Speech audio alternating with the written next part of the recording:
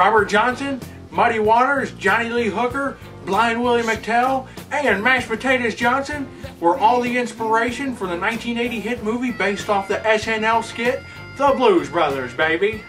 It was directed by John Landis and it co-starred John Belushi as Joliet Jake and Dan Aykroyd as Elwood Blues. It also had many famous musicians such as Ray Charles, Aretha Franklin, Cab Calloway, and James Brown. Help me, I can't stop myself! In the movie, they're on a mission from God. In order to save an orphanage, they need to raise $5,000. They break every law in the book and they're chased by Nazis. After the passing of John Belushi, they came out with the new Blues Brothers in 1998 called Blues Brothers 2000. This one co-starred John Goodman as Mighty Mac. It was cool that John Goodman was in this movie because he was also in The Big Lebowski, not Roseanne. That's not cool. The first game on our list originally came out in 1991 on early home computer systems such as the Atari ST and Commodore 64. Today, the game that I will be dominating is on the good old NES, baby. Let's check her out. Before we get started with the game, let's take a look at this title cover here. And I'm just wondering why the Blues Brothers are fighting sharks. We start out in the mall here as a famous parody from the original movie. And I don't know why they got these blue-green spiky freaking things chasing it around. And look, as we keep going down here, and we just can't quite get up there. And we keep going. And it's a pretty tough part, you know. I try to do it several times myself. And Joey Jake just keeps going back and forth. If you notice, there was a Nazi right there as I'm waiting to get on the elevator. Waiting. What the hell? I'm standing on it. What's going on? Let's wait on the next one. Let's keep going. Come on. Let's go. What's going on here? I don't know what's going on. Maybe I need to jump on it. Let's try to jump on it. Whoops, just got hit by a blue-green thing. Alright, let's get over this thing. Now I'm jumping on it. Let's get going here, baby. If you notice, here comes the shark, baby, and I'm about to ride him like... No, maybe not. And I'm going to try him again. Hit by a blue-green thing. Let's try to ride him. Here we go. Oh, and look at him go, baby. Green shark, never seen a green one, and he's gone. Alright, let's skip ahead a little bit as I'm trying to get on top of the wall as I figured out how to do the bouncing thing right here. And I'm going, trying to get up here. If you notice, there's another Nazi dropping eggs now. I'm not for sure where the birds with eggs came from, but apparently it comes with the NES system. And I'm on a tree now, and I'm trying to jump some clouds here.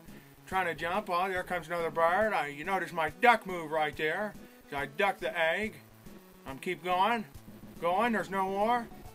Another Nazi. Oh shit, I'm gonna die. Oh, no. Maybe now.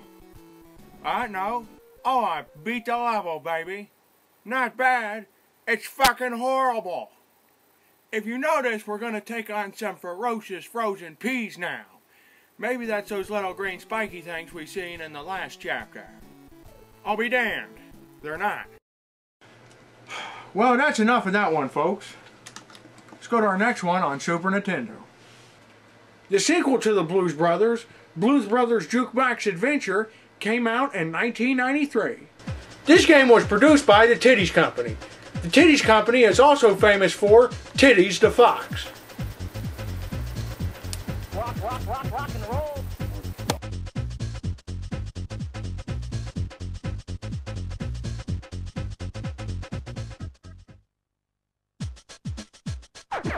What the hell?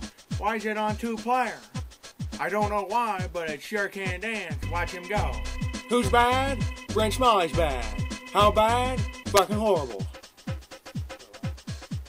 If you notice here at the screen, you gotta hit the select button to choose which character you want to be. I didn't know that, and the company should have said something about that in the book. If you notice here, Elwood has to get on a piece of wood and pick up records to shoot these records at birds. See the birds there? He just shot it with a record. You notice? We're going to try to pick up as many records as we can. If you pick as many as 100 up, you get an extra life. And he's going to swing around, shoot another bird, pick up a music record, or a music note, which I think means that he gets an extra life. Slid off there, going to try it now, and now I'm fucking dead. definitely my favorite part of the game is, though, is when we get close to hearing these cupcakes, I'm going to eat one, and I turn into the Lost Blues Brother, Rambo.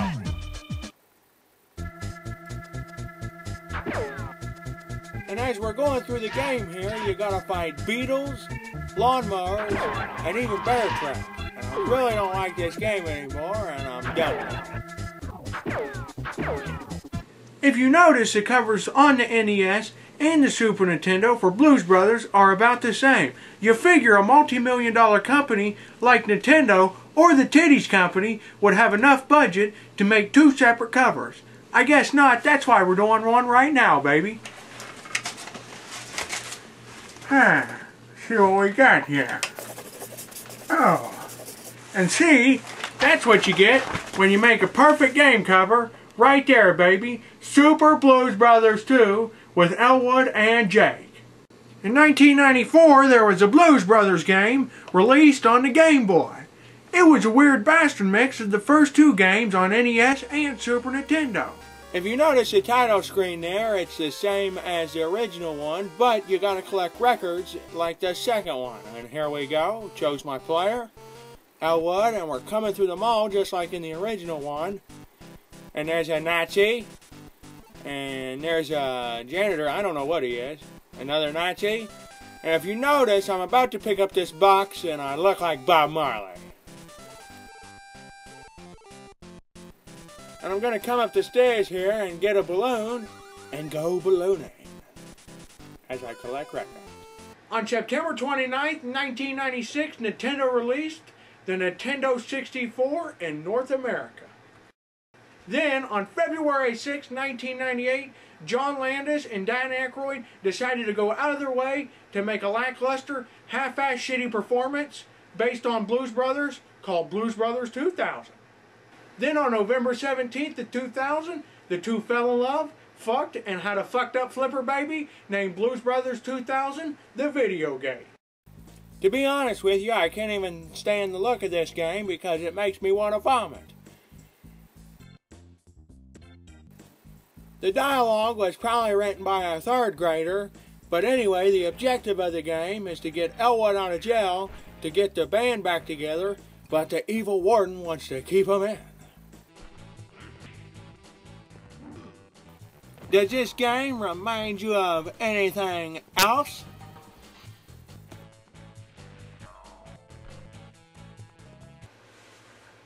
I want to thank everybody who's watched the video game review tonight, including any members of law enforcement out there. And remember, folks, we're all the same.